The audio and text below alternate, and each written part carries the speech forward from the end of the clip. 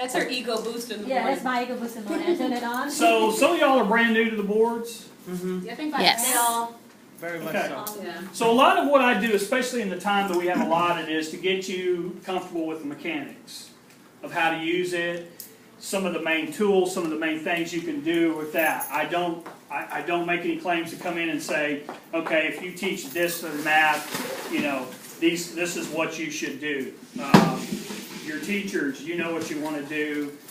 The purpose with this is a tool to facilitate it. I don't teach curriculum. You would laugh at me if I tried. You know, see them in sales.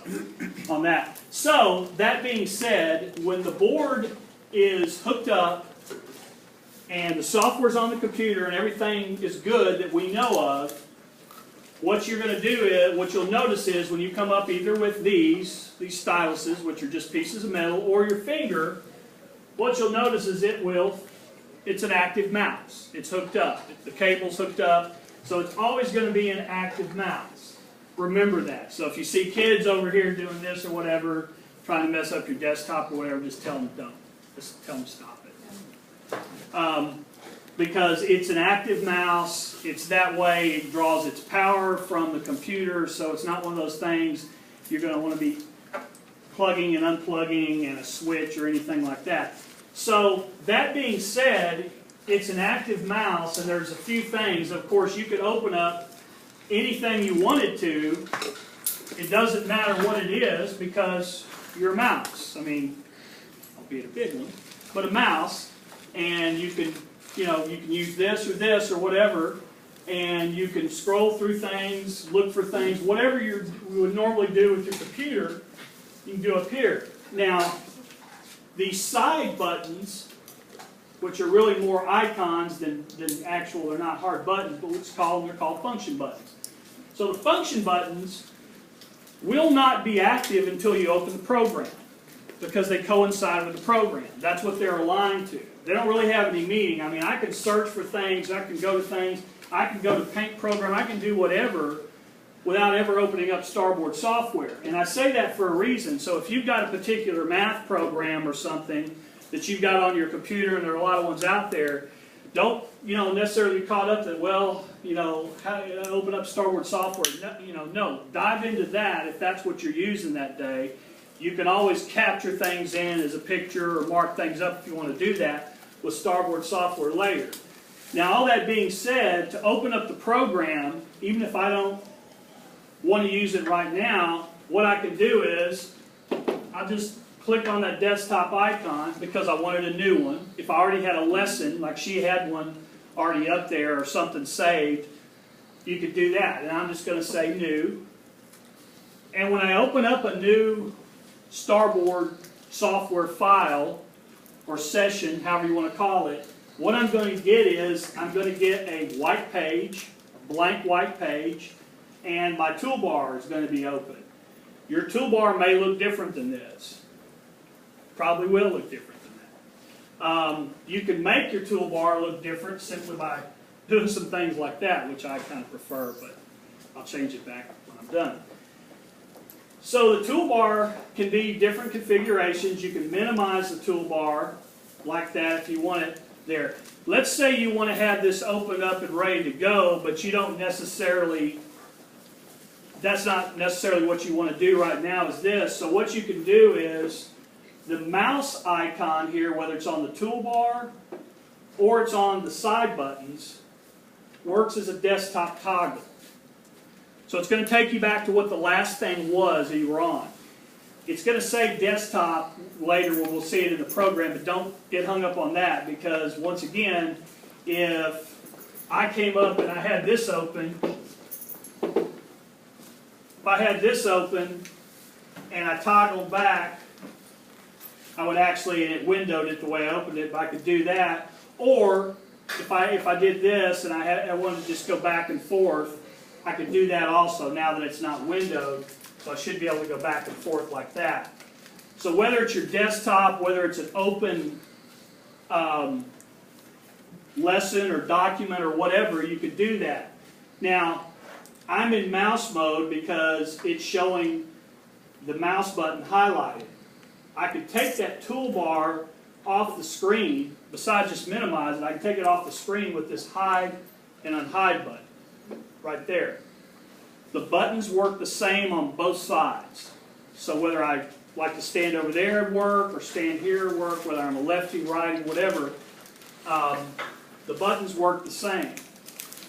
And now that the program's open, even though I haven't done anything with it yet, all these side buttons are functional. So one of the things I could do, for some reason I wanted to right mouse click, I could either, a couple of different ways of doing it. This button here is a right mouse click. He says.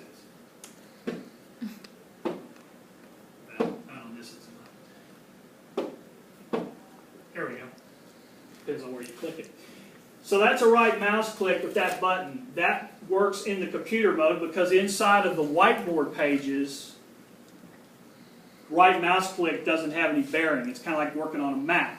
Right mouse click doesn't have any, doesn't have any bearing on it. So touch it again, and it'll go back to being a left click.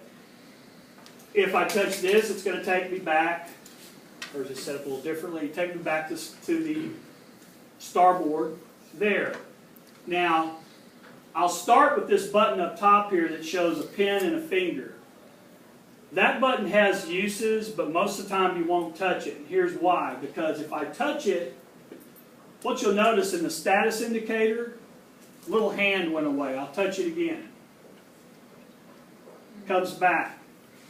And I come over here and I say, okay, well, I'm in red, I'm going to write my name. First name, okay. Well, if I touch this button, this is going to jump around, but it's not going to do anything. This is the only board that can actually work off of your finger, an object, or an accessory that we sell, an electronic pen. Some people we don't sell that many of them anymore because it's an electronic pen to keep up with. The nice thing about it is, though, you can also, especially when you're in starboard mode, you can use it kind of as a pointer or a hover tool or something without actually engaging or writing or something like that.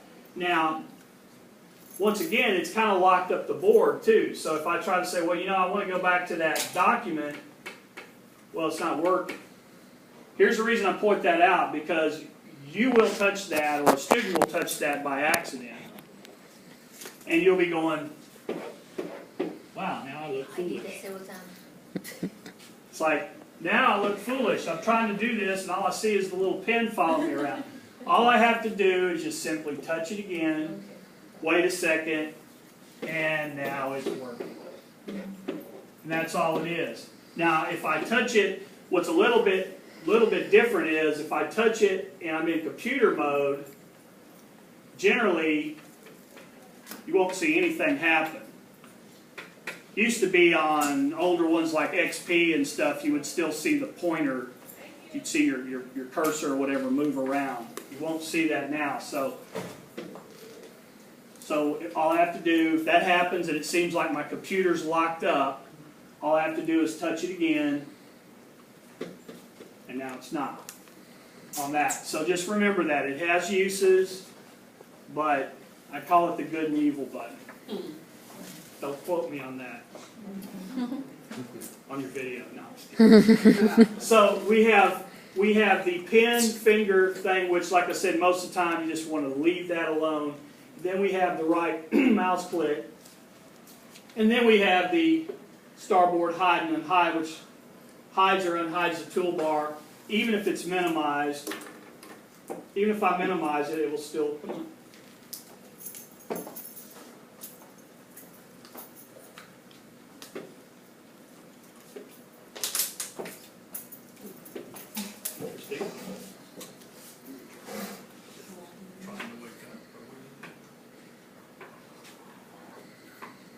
There we go. Took a second. So, one of the things I just did was, I was on this document here, and I touched the pen tool, and what happened was, I made a capture of it. Think of like touching print screen. It prints out what it sees. So, this is not actually the real document anymore. this is a captured copy of it that I'm marking over, doing whatever. Didn't like that one, I'll get rid of this. Get rid of those things, and we'll go into that. And I captured the screen, but I can still, you know, move within that much of it that I have on the slider there. Now, there's also a way, if you really want to work on top of documents and mark them up a lot, and you don't want to be limited to just that, what you can also do is go into File, and you can open documents, which we'll go into in a little bit, open documents into Starboard, or import them into Starboard so you get your page breaks. So if it's 2 pages, you don't have to do a capture and a capture. It's going to put that in as a different thing. And then what you'll see is when you go to Document, you'll have 3 things or 4 things up here, whatever. We'll do that. We'll do that in a second. But I'm jumping ahead on that. But I just wanted to kind of show you that. So that's page 2. Now, if I want to make a new page to make some notes on, what I would do, and I'm going to get rid of that toolbar, is I would touch this page, which is a new page icon here. When I touch that, it gives me a new page, and that should be page 3 of 3, which it is. If I wanted to go back to page 2, I use the back arrow, it's previous. If I wanted to go back to page 1, there it is. I go to the next page, so the back and forth arrows. It's like having a, easiest way to say it is the older, and I say older, but a lot of people still have them, in offices especially, the old flip charts. I got my first page, I filled it up with stuff, I do this, I got another one. That's all this is electronic. It's all really whiteboarding at its most simple is you're just creating pages. You're creating your own slideshow, if you will, on that. So, new page, and then back in pages, or forward in pages. When you get to the last page you're on, 4 of 4,